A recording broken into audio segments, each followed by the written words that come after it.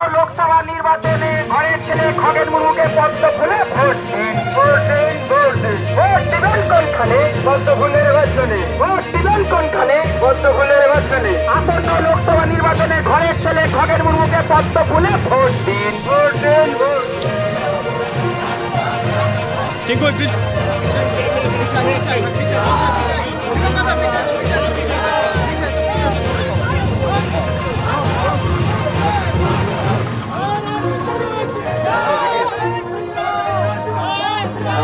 উত্তর বাংলার লোকসভাকে বিজেপির বলে